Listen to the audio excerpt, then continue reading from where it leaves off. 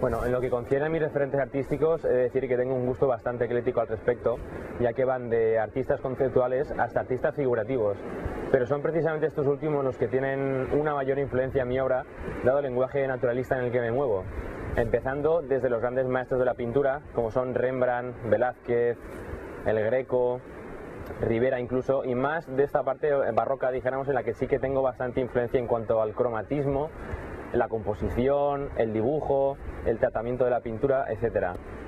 Pero luego también hay una parte bastante importante en los artistas contemporáneos como Antonio López o Francis Bacon, incluso Lucian Freud, a pesar de que tengan un lenguaje distinto entre ellos, ¿no? Pero sí que me fijo mucho en los temas que sí que te van dejando un pozo y sí que te van de alguna forma indirecta, aunque tú no quieras, te influencian.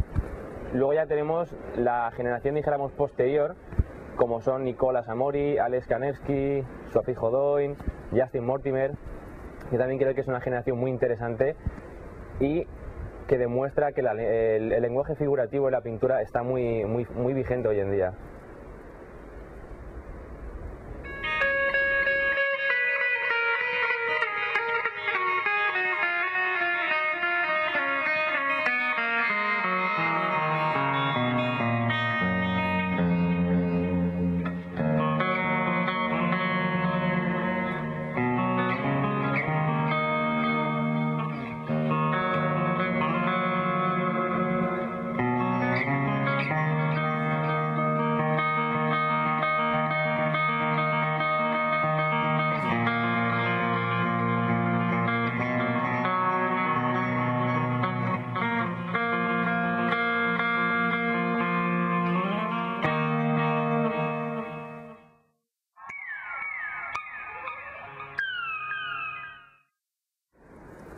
Bueno, el proceso creativo de mi obra nace a partir de una idea preconcebida que tengo en la cabeza, a la que poco a poco le voy dando forma, hasta que dijéramos que está en el punto óptimo de desarrollo para ella, ¿no?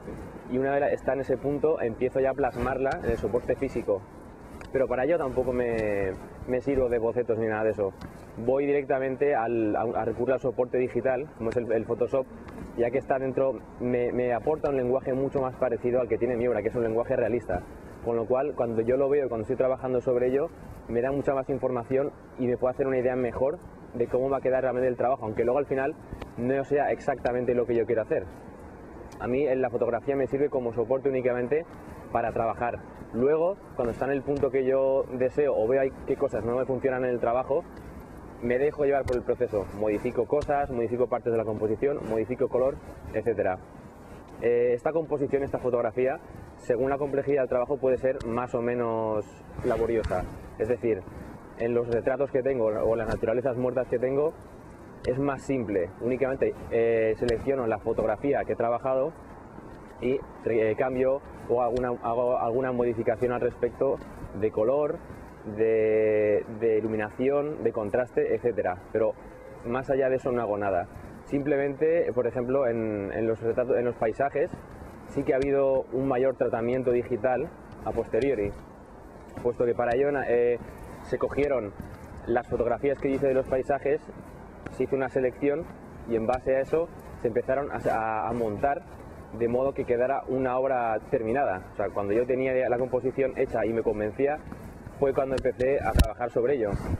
Y es así que dijéramos que estaba un poco más amarrado el trabajo final, porque al ser más complejo necesitaba cerciorarme a la hora de hacerlo el trabajo definitivo. En cambio, luego los retratos en papel, hay dos partes de retratos en papel y retratos pictóricos. Los retratos pictóricos, básicamente, como antes comentaba, son simplemente están basados en la imagen primigenia, que es la imagen que yo utilizo de soporte. Son trabajos que están preparados sobre lino, una imprimación de media creta sobre tabla, el lino preparado, una imprimación neutra, gris, sobre la que yo voy realizando un encaje primerizo, y una vez está hecho voy realizando las manchas sucesivas de pintura. Poco a poco voy definiendo la forma y a la vez empastando sobre, en primer lugar, una grisalla base, que es sobre la piel, sobre la cual voy aplicando luego unas veladuras que me van dando una coloración de la piel, pero exclusivamente la grisalla en la parte de la piel.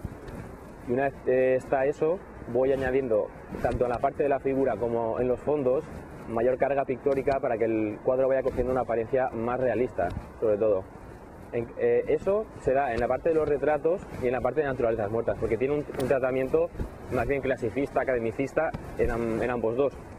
Hay algunos trabajos de naturaleza muerta que son, dijéramos, técnicas mixtas, que mezclan la parte más clásica pictórica, esa técnica húmeda, con técnica seca. Luego está la parte de los dibujos, los retratos, que es exclusivamente técnica seca, que se trata de dibujos al papel encolados sobre una tabla, sobre los que previamente el papel ha sido encolado en una tabla y preparado texturalmente. Doy una base de collage con diferentes tipos de papel y a lo mejor lijando algunas partes. Algunas partes están texturadas y otras no. Entonces, una vez está preparada esa base, ya se empieza a dar la grisalla con carbón, en este caso, sobre la base. Empieza a hacer el encaje y poco a poco dando forma con lápices con té, luego sacando luces con la gamuza y con la goma, y a posteriori voy sacando a lo mejor con otro tipo de recursos, luces con una cuchilla, a lo mejor los puntos más luminosos de las partes más brillantes, incluso recurro al acrílico, pero básicamente es un trabajo también muy de capas, muy elaborado con el que tienen las pinturas. En última instancia tenemos los paisajes, que al fin y al cabo llevan la misma preparación que los cuadros que mencionaba al principio, lo que pasa que está todo dentro de una gama de grises, en blanco y negro. Todo lo que son el paisaje urbano se ha trabajado en blanco y negro, a base de capas sucesivas igualmente, o en empastes progresivos y con veladuras en tonos más acordes con la composición de blanco y negro, con algún matiz de color pero muy sutil, y luego se han ido añadiendo las franjas de color que fueron ideadas a posteriori para darle un poquito de unidad al conjunto y darle una mayor viveza, porque se quedaba un poquito monócromo.